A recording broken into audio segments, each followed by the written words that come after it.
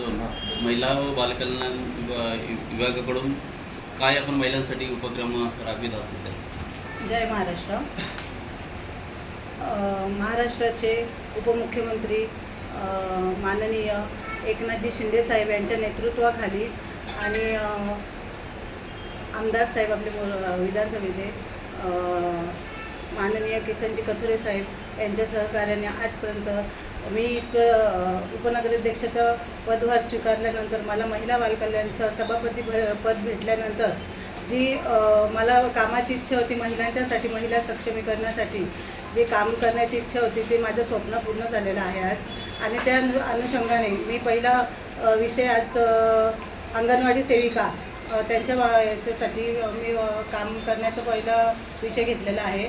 तर त्यांना अंगणवाडी सेविकांना प्रत्येकांना आज अंगणवाडीत कपाटं देण्याचं काम आमचं आज पूर्ण नगरपंचायतच्या मार्फत आम्ही करणार आहोत.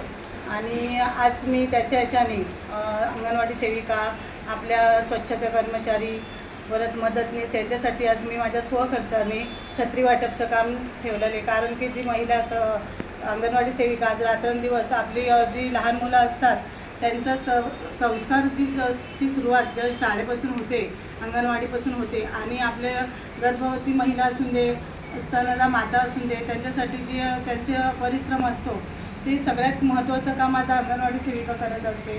तर मला असं वाटलं की आज आपण अंगणवाडी सेविकांचं पहिले हे करूया काम, छत्री वाटप करून आणि त्यांना कपाटं वाटप अजून काही शिंदे साहेबांच्या मार्फत, कथोरे साहेबांच्या मार्फत मला काही देण्याचं हे भेटलं तर 100% मी त्याच्यासाठी काम करणार आहे. आणि त्यांच्याशी चर्चा करताना असं मला कळालं की त्यांच्या अंगणवाड्यांची परिस्थिती फार बिकट आहे. काही म्हणजे दुरुस्त करण्याच्या पलीकडचं काम झालेलं आहे. त्यांचा प्रॉब्लेम असं त्यांना जागा नसल्यामुळे ते अंगणवाड्यात उभारू शकत नाही आहेत. तर मी शिंदे साहेबांकडे मी स्वतः जाऊन त्या गोष्टीची दखल घेणार आहे की त्यांना जागेचा आपल्या जिल्हा परिषदच्या शाळा असून दे त्याच्यात जर त्यांना एक रूम जर भेटलं तर अतिशय चांगलं होईल. तर माझा पहिला विषय तो राहणार आहे. आणि बचत गटांच्यासाठी पण मी प्रयत्न करणार आहे. त्याच्यासाठी पण माझं फॉलोअप चालू आहे. त्यांनाही आपल्या याच्यातनं जर मला काय भेटलं, समजा मशीन वाटप किंवा अजून काय त्यांचे जे प्रॉब्लेम असतात तेही ऐकून मी त्यांचाही न्याय देण्याचा प्रयत्न करणार आहे. आपल्या सरकारी दवाखान्यातही ज्या महिला चेकअपसाठी जातात तर त्याच्यासाठी पण मला जर म्हणजे बसण्यासाठी आसन व्यवस्था वगैरे करता आली तेही मी स्वनिधीतनं करण्याचा 100% प्रयत्न करेल.